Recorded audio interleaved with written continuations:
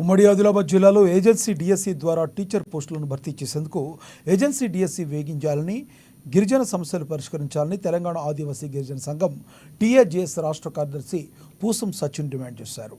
బుధవారం జిల్లా కేంద్రంలోని సుందరయ్య భవన్లో టీఏజేఎస్ జిల్లా కమిటీ సమావేశం జరిగింది. ఈ సమావేశానికి ముఖ్య అతిథిగా హాజరై మాట్లాడారు. 17న కుమ్రం భీం వర్ధంతి సందర్భంగా గ్రామాన వర్ధంతి కార్యక్రమాలు జయప్రదం చేయాలని పిలుపునిచ్చారు. ప్రభుత్వం ఏజెన్సీ డిఎస్సి వేయాలని, గిరిజన యువతకు ఉద్యోగ అవకాశాలు కల్పించాలన్నారు. కుమ్రం భీం స్ఫూర్తితో షెడ్యూల్ ప్రాంత పరిరక్షణ, షెడ్యూల్ హక్కుల పరిరక్షణకై గ్రామాల్లో చైతన్య సదస్సు నిర్వహిస్తామని తెలిపారు. కుమ్రం భీం పోరాడిన జల్ జంగల్ జమీన్ ఇప్పటికీ ఆదివాసీలకు అందని ద్రాక్షలా ఉందన్నారు. అనంతరం టీజేఎస్ జిల్లా నూతన కార్యదర్శిగా తొడసం భీమరావును ఏకగ్రీవంగా ఎన్నుకున్నారు.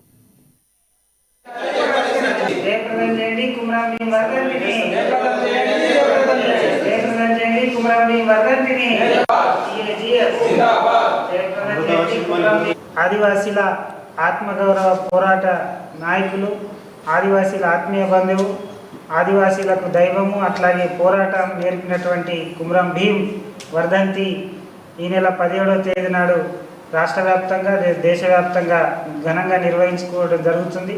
తెలంగాణ ఆదివాసీ గిరిజన సంఘం కూడా కుమ్రం భీం వర్ధంతి సందర్భంగా గ్రామాల్లో జెండావిష్కరణ కార్యక్రమాలు, అట్లాగే గ్రామాల్లో కుమ్రం భీం ఏదైతే పోరాటం చేసిండో ఆ ఆశయాలని చైతన్యపరిచే కార్యక్రమాల్ని గ్రామాల వారీగా తెలంగాణ ఆదివాసీ గిరిజన సంఘం తీసుకుంటున్నది.